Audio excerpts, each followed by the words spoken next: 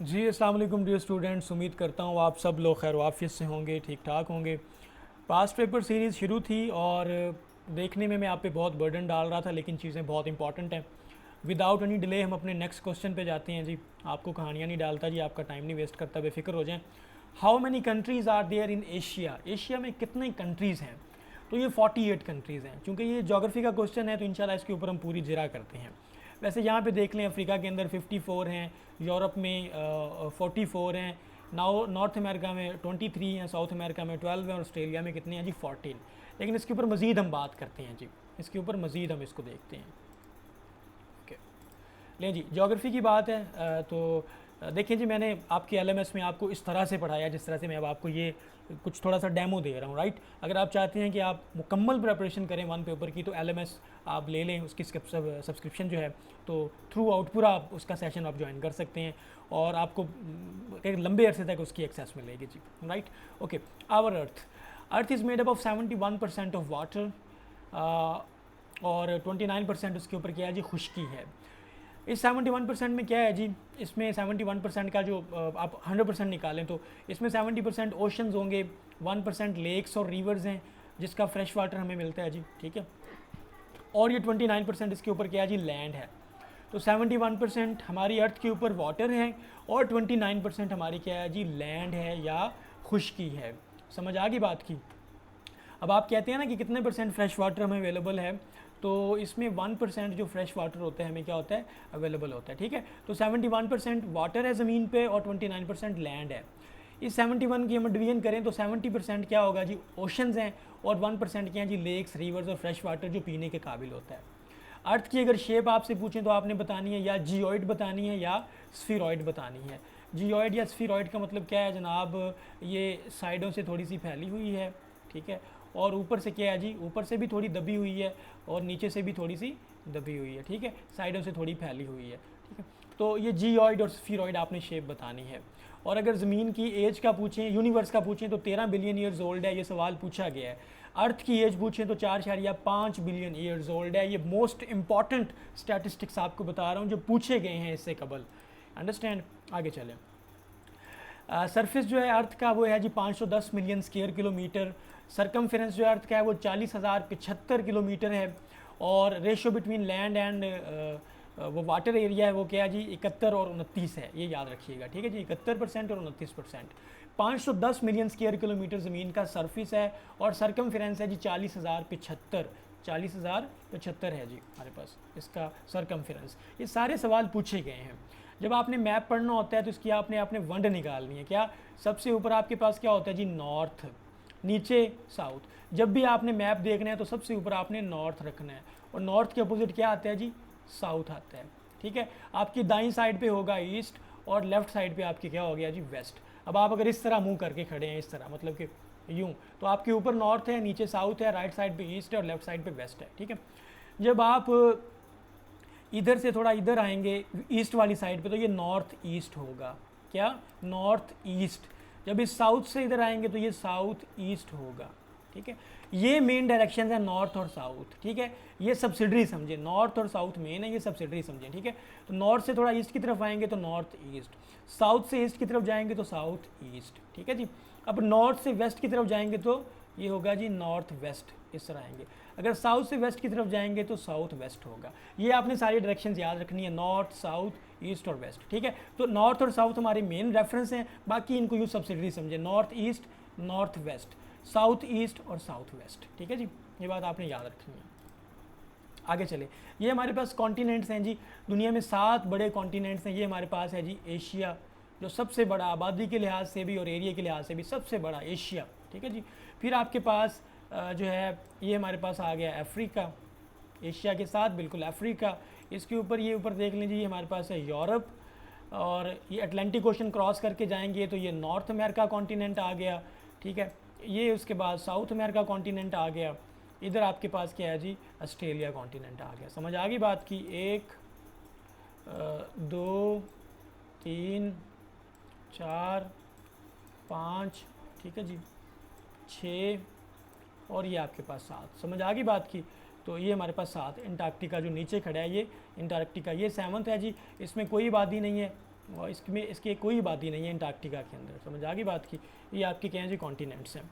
आगे अब थोड़ी सी इनको जो है ना वो पूरा मैप कर दिया गया जी, बता दिया गया जी ऊपर। ये आपके पास एशिया है, एशिया के साथ ही आपको यूरोप नज़र आ रहा है, ये नीचे अफ्रीका है, उसके बाद नीचे आप आएंगे अंटार्कटिक, इसमें कोई आबादी नहीं है, बर्फ़ ही बर्फ़ है। साउथ अमेरिका नीचे है, नॉर्थ अमेरिका ऊपर है, जैसे मैंने आपको बताया था नॉर्थ ऊपर, उसके नीचे साउथ होता है। ये जनाब बीच में अटलांटिक ओशन है और इसके साइड पे क्या है इसके, और इसके इस साइड पे क्या है जी पैसिफिक ओशन है, इसके इस साइड पे क्या है जी पैसिफिक ओशन, और इधर भी पैसिफिक ओशन है। ये आपका है ऑस्ट्रेलिया कॉन्टिनेंट, ठीक है जी। इसको ओशेनिया इस तरह की चीज़ नहीं समझना आपने। लें आगे आपको मज़ीद थोड़ी सी मैं डिवीजन बता देता हूँ। एशिया 30% कवर करता है लैंड को, Africa 20%, north America 16%, south America 12%, Antarctica 9%, Europe 6% और ऑस्ट्रेलिया 5%, ठीक है। एरिया के लिहाज से इस तरह से इनकी वंड निकाली हुई, Asia, Africa, north America, south America, Antarctica, Europe और ऑस्ट्रेलिया। सबसे छोटा कौन है? ऑस्ट्रेलिया एरिया के लिहाज से, सबसे बड़ा एशिया सबसे बड़ा है, ठीक है जी, ये याद रखना है। Largest continent by area is Asia, smallest continent by population is Antarctica, मतलब इसमें कोई आबादी है ही नहीं अंटार्कटिका के अंदर। स्मॉलेस्ट बाय एरिया कौन सा है जी? ऑस्ट्रेलिया आबादी के लिहाज से सबसे छोटा है जी, और एरिया सॉरी आबादी के लिहाज से सबसे छोटा है अंटार्कटिका, एरिया के लिहाज से सबसे छोटा है ऑस्ट्रेलिया, क्योंकि अंटार्कटिका में पॉपुलेशन नहीं है ना, इस वजह से। अब देखिए जी एशिया के अंदर कितने कंट्रीज़ हैं, सवाल यहाँ से छिड़ा था जी। एशिया के अंदर 48 कंट्रीज़ हैं, अफ्रीका में 54 कंट्रीज़ हैं, नॉर्थ अमेरिका में 23 कंट्रीज़, साउथ अमेरिका में 12 कंट्रीज़ हैं, अंटार्कटिका में कोई कंट्री नहीं, बर्फ़ ही बर्फ़ है, यूरोप में 44 है, ऑस्ट्रेलिया में 14। ये ओशेनिया का कॉन्सेप्ट मैं आपको बाद में समझाऊंगा, ये ऑस्ट्रेलिया ही होता है, ओशेनिया नहीं है ये, अंडरस्टैंड। अब लैंड लॉक्ड कंट्री वो होता है, वो कंट्री जिसको वाटर बॉडी तक पहुंचने के लिए एटलीस्ट एक इंटरनेशनल बॉर्डर क्रॉस करना पड़े। लैंड लॉक्ड कंट्री वो होता है जिसको वाटर बॉडी तक पहुंचने के लिए एक इंटरनेशनल बॉर्डर क्रॉस करना पड़े, और डबल लैंड लॉक्ड वो होता है जिसको वाटर तक पहुंचने के लिए, वाटर बॉडी तक पहुंचने के लिए 2 इंटरनेशनल बॉर्डर क्रॉस करने पड़े, सी तक पहुंचने के लिए, ओशन तक पहुंचने के लिए। तो 44 लैंड लॉक्ड कंट्रीज़ हैं दुनिया में, इसमें 12 एशिया में, 16 अफ्रीका में, 14 यूरोप में और 2 हैं साउथ अमेरिका के अंदर। इसका मतलब नॉर्थ अमेरिका में कोई लैंड लॉक्ड कंट्री नहीं है। लार्जेस्ट लैंड लॉक्ड कंट्री है जी काज़ाख्स्तान, डबल लैंड लॉक्ड कंट्रीज हैं जी उज़्बेकिस्तान और लिechtenstein, ठीक है, ये यूरोप के अंदर है, ये यूरोप के अंदर है, ठीक है।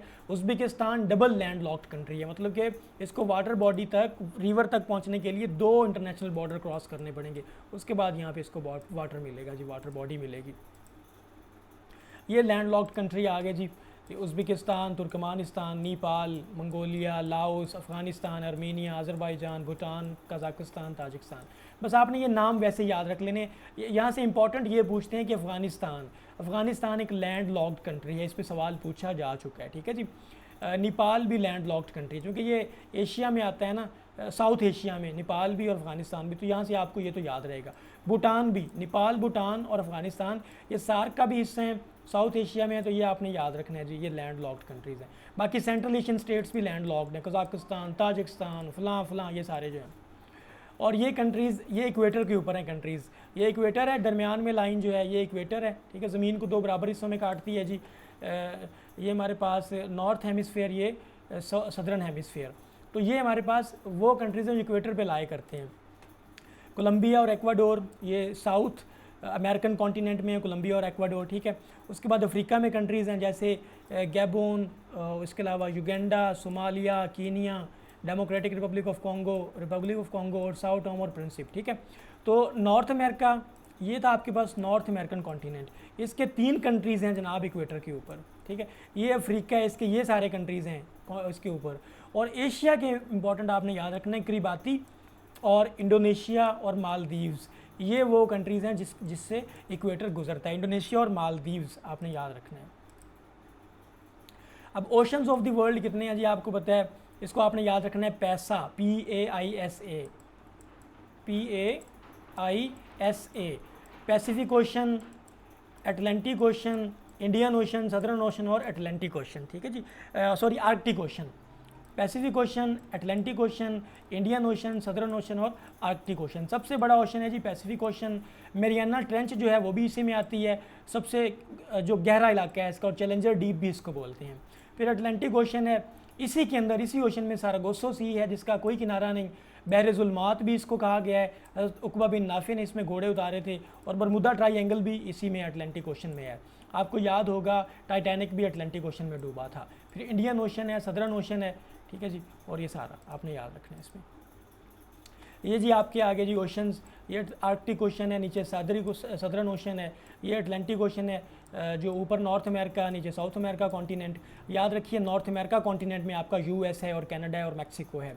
ये आपका जनाब एशिया आ गया, ये आपका यूरोप आ गया, ये आपका अफ्रीका आ गया, और ये आपका ऑस्ट्रेलिया आ गया, और ये आपका एंटार्क्टिका आ गया। आपने ये याद रखना है, ठीक है जी। ये आपका एशिया, ये आपका यूरोप, ये आपका अफ्रीका, ये आपका नॉर्थ अमेरिका, ये नीचे आपका साउथ अमेरिका, ये आपका एंटार्क्टिका, और ये आपका ऑस्ट्रेलिया, ठीक है जी। इसको आपने खुद से पुर करना है जी, आपको याद हो जाना चाहिए। अभी आप लोगों का कोई सवाल है तो मुझे लाजमी बताएं, और बताया करें कि कौन से टॉपिक्स पे वीडियो बनाएं, कमेंट करें, अपनी फीडबैक लाजमी शेयर करें। और अगर आप चाहते हैं कि आप पूरे 1 पेपर की तैयारी करें, पूरे PPSC की तैयारी करें 1 पेपर की, तो आप हमारा LMS उसकी सब्सक्रिप्शन ले लें। मे अल्लाह ब्लेस यू। अगर लेक्चर अच्छा लगे तो दोस्तों के साथ लाजमी शेयर करें। Thank you.